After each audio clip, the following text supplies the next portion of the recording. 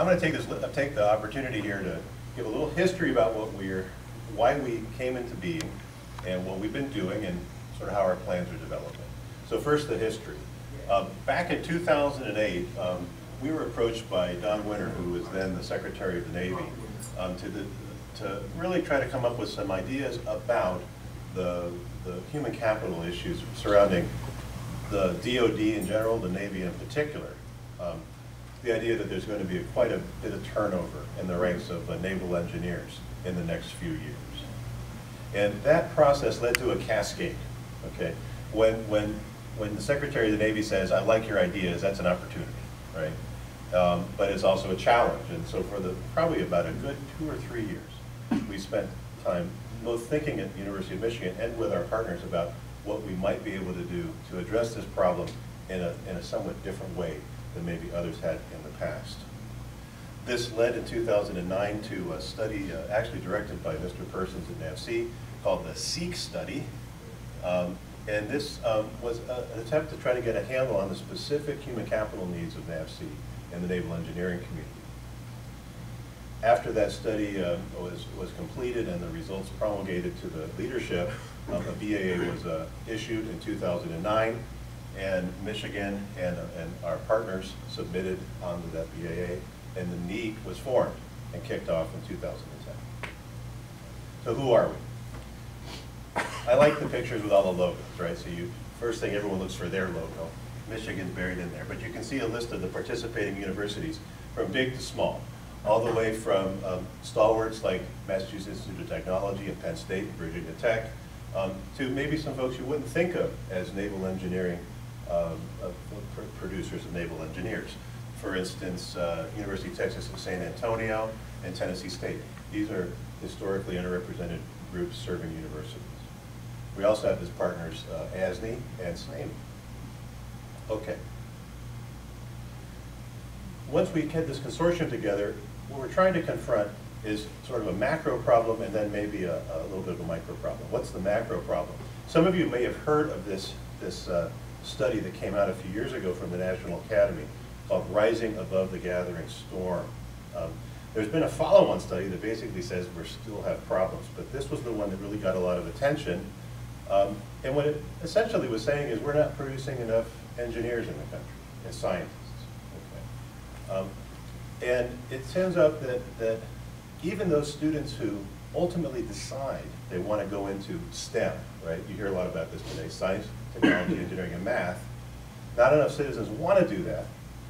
Maybe by the time they think they might want to, they may not be qualified once they get to college. And then about a third of the students, once they get into engineering, get out. They decide they don't want to do it, and they leave the field. Okay? And this makes a human capital problem for the country. Now, that's the macro problem. Now, within that macro problem is the Navy's human capital problem, which essentially can be summarized here. And this comes from the NEEC study. 30% of the Navy's engineering workforce will be eligible for retirement in 2014.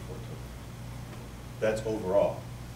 The study is actually interesting if you're the chair of a Naval Arc Department, because if you even burrow down just to naval architects, right? So these are the folks bending metal and ship shapes. That's even worse, right? So the number of folks that have traditional naval architecture degrees in the Navy, a lot of these folks have gray hair. And they're probably thinking about retirement pretty soon now that maybe the market's improved a little bit. Again, quoting from the NEEC study, there are lots of efforts underway to solve this problem. Many flowers are blooming. There's lots of folks who recognize this and are attempting to address it in meaningful and important ways. Okay. But there's a need to act across the spectrum and to try to fill the gaps and provide some ownership. And that's what we tried to do with our proposed center. So the mission of the NEEC is pretty straightforward. We want to develop the next generation of civilian engineers for the Navy through project-based education, collaboration, and curricular development. You can't have a presentation like this without a nice graphic. Thank you, Keith. There they are. So this really encapsulates what we're trying to do. At the base of everything is project-based education.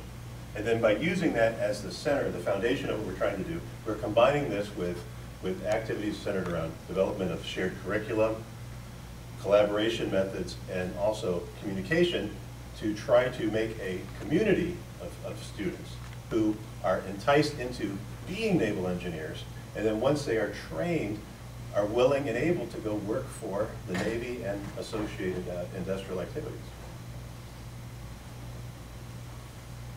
So, project-based education, there's been a proliferation of this sort of thing in universities over the last 10, 15 years. When I was a student at Michigan, too long ago, okay, the idea was that when you came to a university like Michigan, you sort of knew how to use tools, okay? My dad was a machinist, and most of my cohort, when I was a student, these were folks who maybe their parents were engineers, or maybe they were technical people of some kind, tradespeople maybe even, because this was a state school. And the idea was that the mission of the university was to teach you the rigorous, mathematically oriented practice of engineers. You didn't need to know how to use your hands or use a machine or build things. You knew that already, okay? Over time, we see the number of students who come into our university that have actually touched devices, have taken things apart, is very few, okay? And if you think about it, think about your own lives. How many of you have ever taken apart your iPhone? How many of you have ever worked on your car? Okay, couple, right? But seriously now, the days when a teenager could pull a car into the garage and work on the engine, those don't happen anymore, right? I used to take apart clocks, right? You take apart a clock radio, there's nothing with it. So what you find is we have students who think they want to be engineers, they're eager to do this thing called engineering, right? They think they know what it is, but they don't really know. And until they get into a situation where they are, one, being trained rigorously in the basics, what they need, but they begin to understand that engineering is an art as well as a science, it's a practice, it's a culture, it's a way of working with both the physical world and other people. Until they do that, they don't really know if they want to be engineers, right? And quite frankly, a lot of my students who graduate end up not being engineers. They're called engineers, but they really aren't, okay? The way you figure out who really wants to be an engineer is to put them in a project with engineers and see how they do, okay? See if it takes fire. And that's why project-based education truly is, in our opinion, the basic foundation that we need to both find the people, train the people, and get them ready to go out into the world at large. And if we have projects that are based on Navy need, they're going to want to go join the Navy. Okay. Kids are pretty impressionable. If you show them, if you take them to the car factory when they're sophomores, they wind up working for GM. If you take them to the plane factory when they're sophomores, they wind up working for Boeing, right? We need to get them to go work for the Naval Engineering community. So I know this slide is hard to read. All these slides will be posted if you'd like to see the details. But in our first year last year, we had the resources to let 14 projects, and these are the titles, and they come across a range, everything from home mechanical and electrical to a Railgun project at Virginia Tech, batteries, ship design, unmanned vehicles. I'm going to just pick a few just to give you a little flavor of the sort of things we've been doing in the first year. I should say this year, our budget was flat, but we were able to rearrange and redact a little bit. Thank you for those of you in the audience who understand what redaction means. Take some of that money back and redistribute it to some members who hadn't received projects in the first year, and we were able to squeeze out 8 more projects this year. This effort, the NEEC, is supported by the Naval Surface Warfare Center, and so we're heavily focused on coordinating our projects and with the NAVC community. Our projects right now to date are coordinated with these warfare centers, NAVC at large, Naval Surface Warfare Centers at Carter Rock, Dahlgren, Panama City, Crane, Philadelphia, and the Naval Shipyard. And right now, assuming that those 8 new projects get spun up the way they did last year, we'll have over 200 students involved with this. Here's an example. Al Brown's in the audience. He's at Virginia Tech. He's helping coordinate the activity there, as well as our curriculum co-director. It's relatively easy to get folks, get kids to want to do a railgun. Okay, I mean, I'd like to do that. myself personally. It'd be sort of fun. And so there's actually a design and construction of a reduced scale railgun. This is a project that's coordinated with Dahlgren. And I think there was like 20 students involved with this one project last year. I mean, very exciting. At Tennessee State and Florida Atlantic, they're working on nanosensors for explosive detection. And it's working with Crane. And like I said, Tennessee State is historically underrepresented serving, it's an HBCU basically. And I'll get back to why the NEEC might be important for a place like Tennessee State a little bit later. Life cycle performance prediction of wireless home monitoring, really interesting here. Professor Lynch is a professor of Michigan civil engineering using wireless sensors to look at bridges, the monitoring of bridges. And then Matt Collette over here came to him and said, you know, what if you took a bridge and you untethered it and you made it sort of watertight and then you floated it and then put it in waves? Those structural problems are as interesting or more than the bridge. And it turns out that this collaboration has been very fruitful and I think quite interesting to the students and the Navy. At Penn State, we have a project on batteries. I don't have to tell the group here at this ASNE meeting how important electrification of the ship is to the future and how important battery technologies are, in particular to the Navy. And the combination of the expertise at Penn State with Penn State Applied Research Lab, this is a great project. And Professor Eustace is here. This is another one of those projects that I wish I was a student again so I could participate in, unmanned autonomous vehicle test bed. You notice all the folks within Carderock, Panama City, and Dahlgren are interested in autonomous vehicles. This is the future. And having students who learn from the best and get excited, this is what the NEEC really wants to promote. So these are just 5 of the 22 projects that are ongoing right now. Okay. And I should say that these projects are interesting, which means that if we have good outcomes, we will learn things, and hopefully they will be useful to the Navy, right? However, they're chosen to be educational projects. The idea here is to find projects that juniors, seniors, master's students can learn with, right? If my project is just simply doing more integral differential equations, that's not going to be fun. Maybe for me, but not for them. So once we have all these projects in place, we could stop there, right? Well, not really. Okay. And I could have spent most of today talking just about the projects. We're really proud of them. I could have had 22 slides and gone crazy. But what we want to do today is talk about the things that wrap around the projects to try to make the center level activity worth the investment. So when we talk about why projects alone aren't enough, okay, it's again islands in the ocean. Okay, each project, if it's just by itself, let's say at Tennessee State, that's one project with a handful of folks in one place. It's disconnected. We need to find a way to recruit folks into this community we call naval engineers, train them and get them into a cohort, and then make them prepared when they want to go out and join the community. The first step in that is training them in things and teaching them subjects that they need to know to be naval engineers. So Professor Brown at Virginia Tech is our co-director for curriculum development. And this is his slide, and I can't believe him because he's one of the best naval architects I know, that when you talk about naval engineering, again, it's not just propellers and hulls, okay? It encompasses a wide variety of disciplines. Again, this audience knows better than I.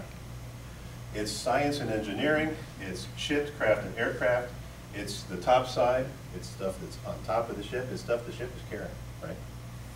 And so when we talk about a naval engineering course for students, it's a little broader and has to be constructed in such a way that such a multidisciplinary topic area can be accessible to juniors and seniors who may have very disparate backgrounds. The idea here is we're not just trying to preach to the converted. When I'm the chair of Naval at Michigan, I have the kids self-identified to be naval. They want to be naval, right? If you go to the 2N program at MIT, these are Navy, they've identified Navy. That's what they want to be. But what if you're a civil engineer at Penn State, or a mechanical engineer at Florida Atlantic, or a chemical engineer at Virginia Tech, okay? You may not know, and maybe you need some leveling in what a naval engineering profession really is. And so Al has been working on developing the curriculum. And there's been two major issues here. One is, what do you teach, right? Al's working on that. And especially since the faculty expertise is very diverse, how do you come up with a curriculum that might make sense to promulgate across the center? But more importantly, how can we deliver this curriculum across the center? How can we share it, right? When we first started to put the program together, we went over to Penn State. I talked to the leadership at Penn State, and they said, you know, we have a great acoustics program. We have an excellent tradition of sending people to the Navy, but we don't want to develop a naval architecture curriculum. We don't need to do that, right? So any of the students at Penn State who might want to learn about that, the NEEC can provide an opportunity for them to share and get some curriculum, get some training. Devil's in the details. How do you share credit? How do you move resources around to pay for this? These are all the kind of things that Al's been working on. And there are some models that have been developed by others that we think we can adapt. And we're trying to do this right now, mainly through a team teaching model that's modeled after the NI, the National Institute of Aerospace, where we try to have ways that we can do team teaching, and by having the students enroll at their own universities, but sharing the teaching load, we can solve a lot of the problems of cross-school bureaucracy and issues like how do I transfer credits or transfer tuition. So Al has been diligently working on this for about a year, and we're getting very close to be able to offer some both short and longer courses across the entire NEEC Center. So again, looking at team teaching courses, I'll discuss in a little bit the fact that we've been trying to implement this year. At U of M, I'll talk to you about a shared teaching experience between Web Institute and U of M.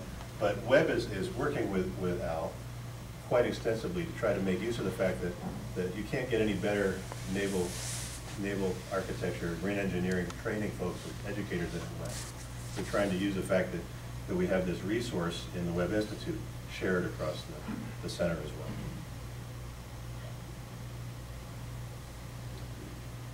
We'd like to reach out to other folks in the naval engineering community who we can collaborate with to help leverage the activity around the NEEC.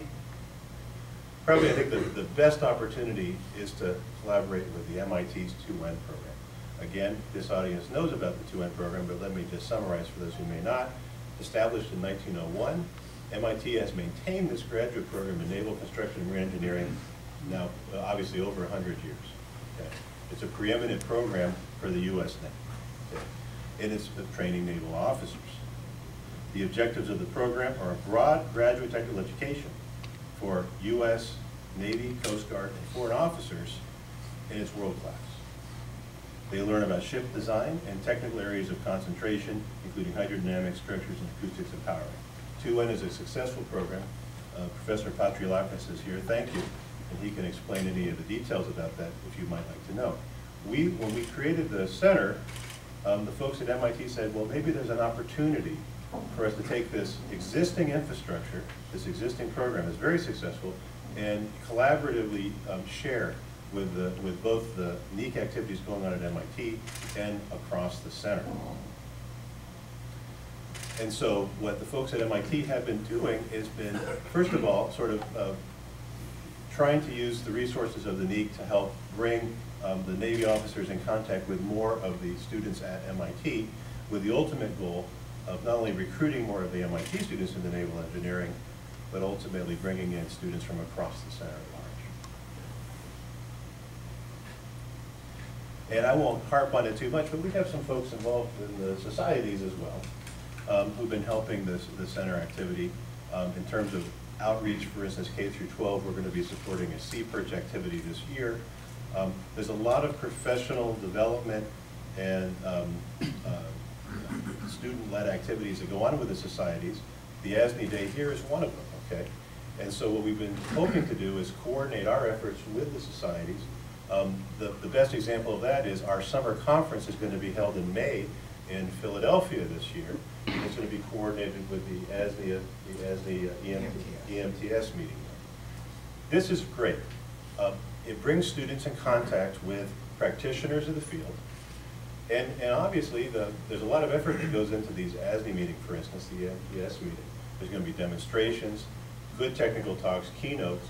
It's a great opportunity for our students to see what it would be like to participate and develop their careers to naval engineering. And so we're very happy to have both of the professional societies working with us in a close coordination role. And so finally, I'll talk about something that I don't know a lot about, and that is communications. Keith Breach is over here, he's filming me. This is just for the trial afterward. He's been our communications manager, and he's really spent the last few months trying to bring me and my folks into the 21st century. I think the bottom line is students and young people communicate today in a much different way than I do. Okay. Now, so I see some folks in the room who probably have grown children, right? I've got teenagers, right? And I was informed recently that email is no longer a viable means of communication with my teenagers. I was told that that email is what old people and teachers use to communicate, right? And that if I wanted to actually communicate with my teenagers, like, do I need milk? When do they want to be picked up? Email is no longer a useful way of doing that. Phone calls, right, where I actually dial the number in a voice, that's considered like so 19th century. Okay. So we need to figure out a way to communicate with these young folks on their terms, right? If it's just mailing them a paper brochure once a year, that's probably not going to hack it. So we need a little better communication strategy, okay? And really that is to explain to the students, right, what it means to be a naval engineer, right? How they can join us, right? What it takes, and use all the kinds of tools that you'd expect essentially an up-to-date communication strategy would. Websites, social media, e-strategies, and print and press, okay? I don't know how to do this, but evidently others do. So we've really tried to make some strides on our website this year. So we're really trying to make it a little more visually attractive. We're still trying to get the bugs worked out of it. One of the things about the website, which is a little bit tough, is that it's serving two purposes. One is communicating to the outside world. We're also using it as sort of an intranet, and there's sort of security and access issues. So this is an ongoing process.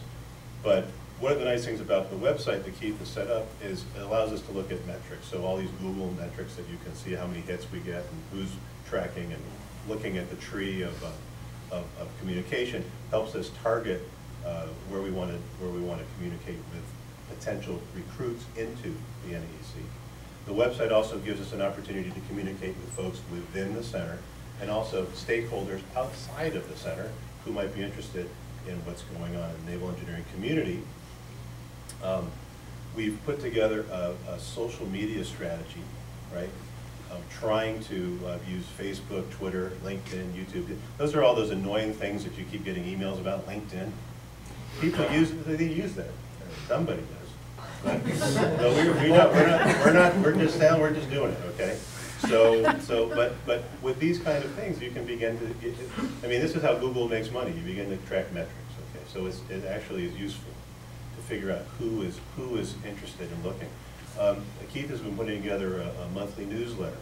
It's not just about the NEEC, but actually links into just naval engineering news in general. So like a little news feed, right? So the goal is to have our communications be alive, not just be passive one-way talking. You'd like it so that what I told Keith, it'd be nice that the website ultimately develops into a place where you say, and then when you get your morning my coffee in the morning, I go to the New York Times website, I go to the Wall Street Journal, and I look at the NEEC. That would be my goal. Again, the newsletter looks very nice, and I encourage any of you in here who think you might have any information that you'd like to share with this community of students and folks in the NEEC. Keith is right over here. And all of this, I think, works together, okay? The projects, of course, are the foundation, But with all this communication and curricular strategy, we're trying to make the cohort and the community.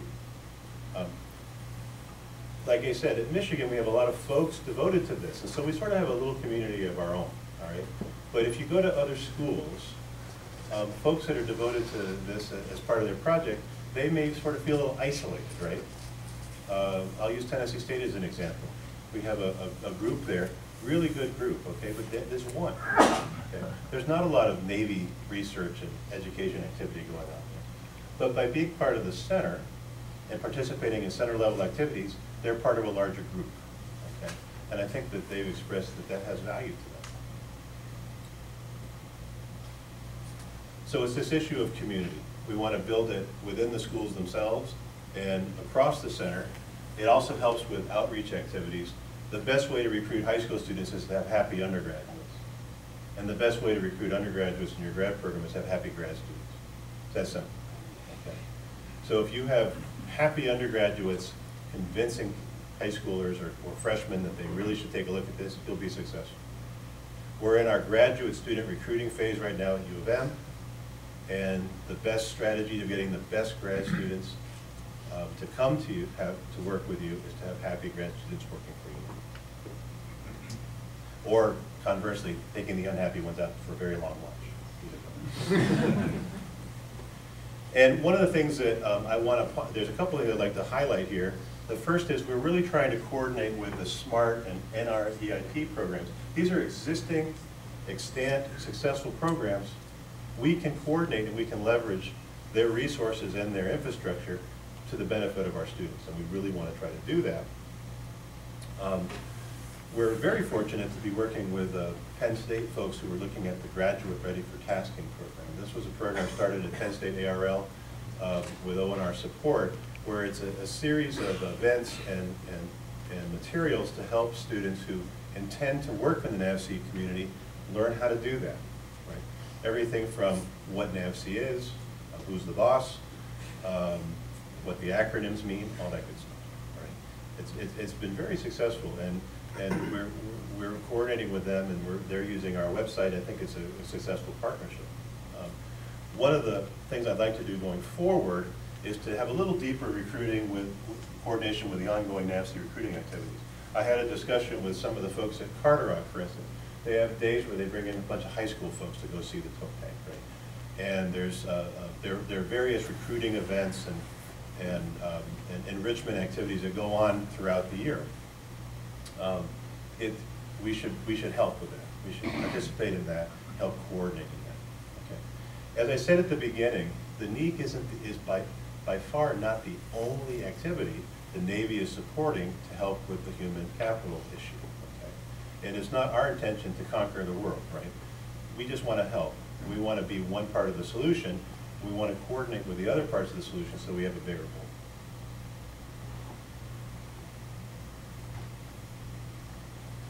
Finally, this year, we're really getting into these short courses and real-time distance learning. I mean, it takes a while to get these things done properly, and we're going to take our time and do it right. But we're in the process of developing 10-minute short courses on naval engineering and project-relevant material. I'm actually on an initiative at U of M that's a separate thing, that's looking at how people would interact with the web. And I have to say, MIT has an example of a very nice alumni web-based system, where the alumni can log on and get little 10-minute videos about technological advances or what's going on, right? And if you look at the studies, 5 or 10 minutes is a good length for a little bite, right? And then it goes in, then you can have it go to bigger ones. So we're trying to do some shorter videos and shorter courses so that the students aren't going to be repelled by clicking on the button. Hopefully that leads into larger web-based and maybe in-person teaching experiences. We're also getting our feet wet on looking at web-based courses. And so in Michigan right now, we're piloting a marine engineering class that is being taken by Michigan students but being taught by web faculty, Matt Werner and web. Okay. So Matt is in Long Island, our students are in Ann Arbor, and 3 times a week they meet and they have class. So Matt came to lecture once in Ann Arbor, and the rest of the time he's been in Long Island. And I have to admit, our department's pretty conservative, I mean, it's a good trade for naval engineers, right? Conservative's good. They don't, I mean pejorative, right? But, so there was some question, can this work? Is this really doable? And it's worked great. And there's two reasons why, and you can assign the credit. First of all, Matt's a great teacher, right? And foremost. But also helping is the infrastructure the NEEC helps support, NAVC through NEEC helps support, which is the life-size systems that we use to communicate. It's actually quite amazing. When you go and you talk to the students, it's the difference between Matt being in the room and being at Web is not that much. And so part of it is learning how to do this in an effective way. And so far, so good. So with the projects and with these three pillars, our goal is to get engaged, educated U.S. citizen naval engineers. What does it mean to be a NEEC student? Well, we sort of have, different ranks. It's the Navy. Okay, so the top rank, of course, is a student who's actually involved in the projects, and they're committed. They're working on the projects. They may be receiving support through the project team. That's the Class A student. Right? We have affiliated students who are in contact and registered with the NEEC, but aren't necessarily tied to a particular project. And then we have non-affiliated students who are just sort of learning about us and maybe contacting us and trying to use the NEEC as a way of exploring their interest in naval engineering. And this slide just sort of shows the different benefits that the different students may get. Obviously, the project students are the folks that we're really focusing on. They've made a commitment to learn naval engineering, but we want to make a spectrum of opportunities so that folks can come in at their own pace. And when we talk to the students, I think that we are actually meeting some of our goals where we'd like the students to have career development opportunities. They certainly are getting that. Exposure to peers, both within their university and outside, that is definitely happening. Connections with faculty, mentors, and Navy personnel. It's a little bit harder. Right now, because of the resource constraints, there probably are not a lot of resources within the NAVC environment for the points of contact to spend a lot of time with the project teams. They're trying, but it's not as much as we'd like. But it really shows you the dedication of the folks in NAVC that even without a plethora of resources, they really are taking every effort they can to interact with the project. And then finally, enrichment activities. You're at one right now. I'll get a final head count after this meeting of how many NEEC students came to ASNE Day, right? Do we have an idea? I think it's a few dozen. Okay. You guys put on a nice meeting. Okay. I can talk all about how great it is to be a naval engineer all day long. When the students come to this meeting and see the talks and meet the people and hear the sea stories and see the interesting problems and see you excited and engaged in what you're doing, that's the best recruitment tool I have. And so with a little, we put them on a bus at Michigan. It's too expensive. It's getting expensive to fly in here. So you took cars, and, planes, trains, and automobiles, drove these kids down here. That's a good thing. Overall exposure.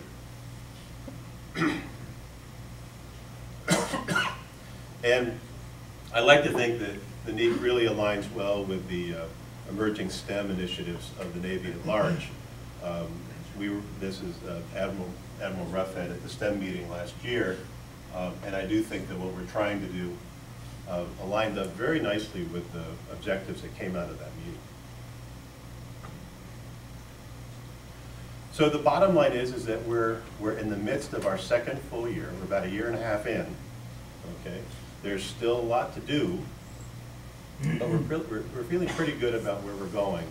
And I'm also particularly happy with the faculty who have chosen to engage with the NEEC and their willingness to think a little bit differently about their mission at the university, what they're trying to do with their projects, and really make it student and undergraduate focused.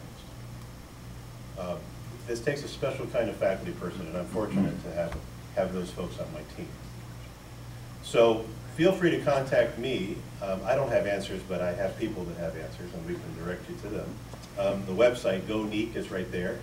And for those of you that are savvy enough to Facebook, Twitter, LinkedIn, or whatever method that the young people use these days, we've got that too. And I look forward to working with all of you to continue to improve what we're doing and hopefully train the next generation of naval engineers. So with that, I'll thank you and take your questions.